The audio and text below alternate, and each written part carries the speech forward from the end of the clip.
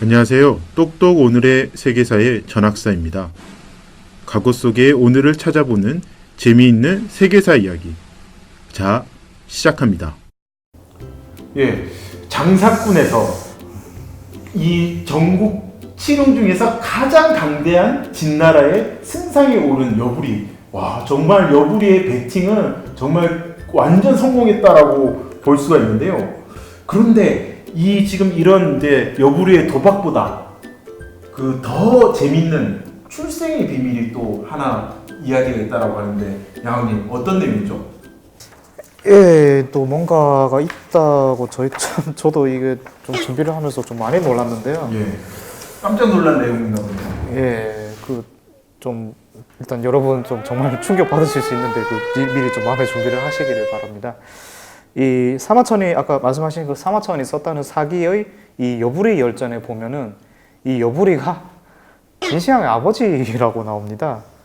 이게 뭐 갑자기 무슨 충격적인 말이냐고 충격적이네요. 좀 싶은데, 이게 무슨 내용이냐면은 이 자초가 조나라에서 그 인질 생활을 하고 있던 시절로 잠시 시간을 되돌려 보면 이 여부리에게는 조희라는 첩이 있었다고 합니다. 그런데 이 자신의 아들을 임신한 조희를 자초에게 바쳤다고 합니다.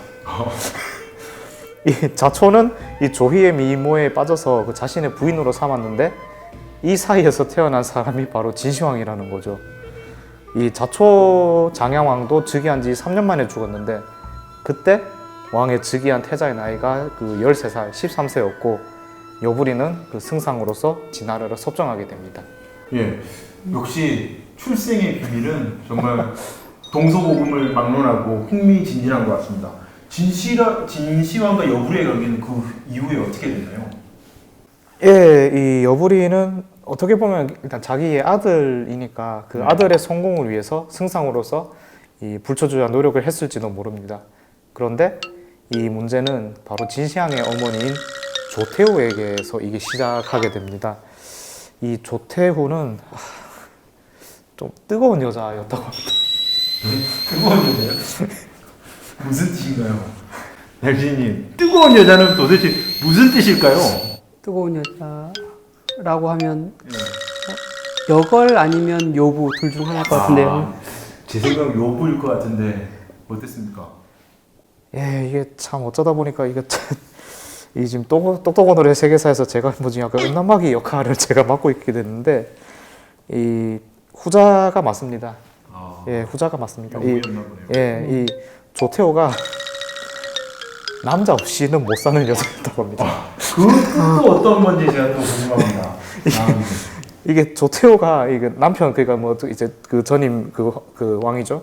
남편이 사망했으니까 이 과거의 연인이었던 여부리를 다시 계속 그 자신의 궁으로 불러서 좀 관계를 좀 맺었다고 합니다. 굉장히 위험한 관계네요. 이게 근데 여부리는 또 예전에 그 상인 경력도 있고 또 되게 또 이 사리 판단이 빨랐기 때문에 그 이런 관계는 계속 될 수 없다고 생각을 하게 됩니다. 그래서 이 자신의 이게 그런 상황도 좀 모면을 할 겸 전국에서 이 가장 물건이 큰 남자인 그 노애, 그 노예가 아니고 이름이 노애입니다. 노애를 이 환관으로 변장을 시켜서 조태호의 궁으로 들여보냈다고 합니다. 어떻게 물건이 가장 큰 사람을 어떻게 환관으로 변장을 시킬 수 있는 거지? 그것도 굉장히 미스테리합니다. 진짜 이건 여기서가 아니고 어디 뭐 저 서프라이즈 이런 데서 다뤄야 될 것 같은데요. 어쨌든 이 조태호가 그 이제 여부리 자신을 안 찾게 되니까 다행이기는 했는데, 그런데 또 일이 터지게 되죠. 또 다른 사단이 나게 되는데, 이 조태호가 불려온 노예 사이에서 아들을 2명 또 낳은 것입니다. 그러자 여부리가 또 해결사로 등장을 해서 이 조태호와 노예를 그 수도 함양에서 멀리 떨어진 곳으로 이 궁을 지어 살겠습니다. 뭐 사실상 귀향인 셈이죠. 그런데 이 조태호와 노예가 그 자신의 둘 사이에서 태어난 아들을 왕으로 만들기 위해 반란을 일으키게 됩니다.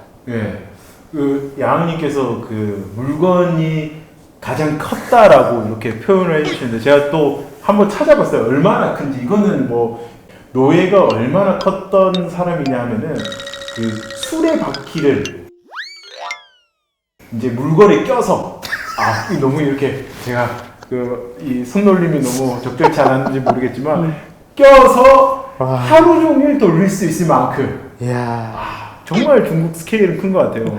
대단하네요, 네. 정말. 그러니까 여부리도 제가 봤을 때는 간단치 않은 사람이었을 것 같은데 그죠. 여부리를 찾지 않을 조태우가 여부리를 잊고 야.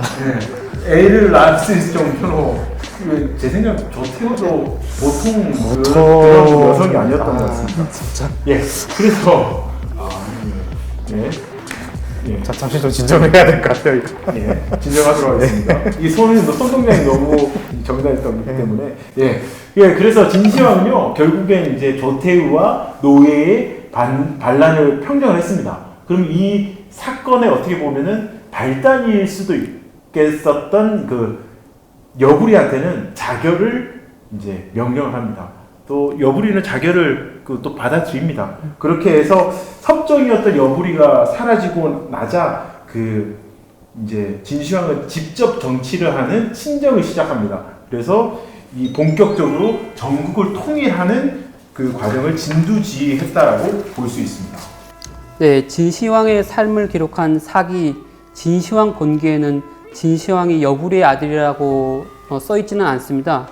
같은 저자인 사마천이 진시황 본기 그리고 여부리 열전 이 두 곳에 다른 내용을 써놨다는 점이 좀 이상하게 생각될 수도 있는데 이거는 진시황이라고 하는 역사의 거인을 다양한 모습으로 보여주고자 했던 사마천의 노력이 아니었을까 그렇게 생각합니다.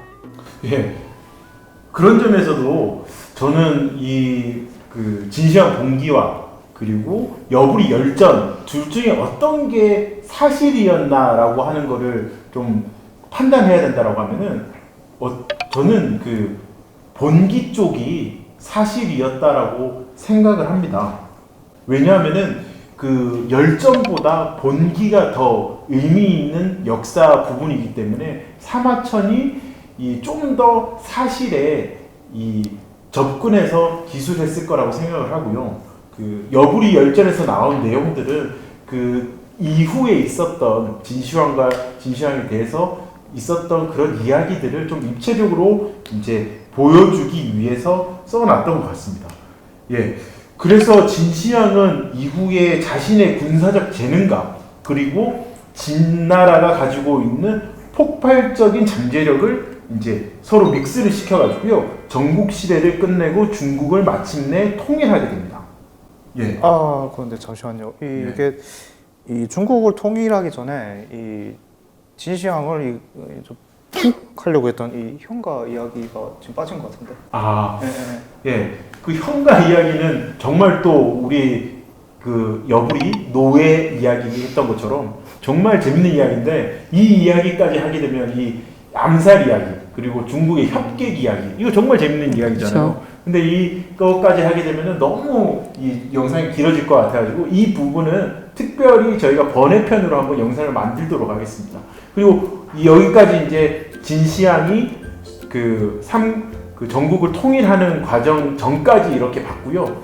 다음 편에서는 진시황이 중국을 통일하고 어떻게 중국을 통치를 했는가에 대해서 본격적으로 이야기를 나눠보도록 하겠습니다. 아시죠, 여러분? 좋아요, 댓글, 구독. 삼중신기 꼭 하셔야 됩니다. 여러분들의 관심 꼭 필요합니다. 다음 영상에서 만나겠습니다. 제발. 감사합니다.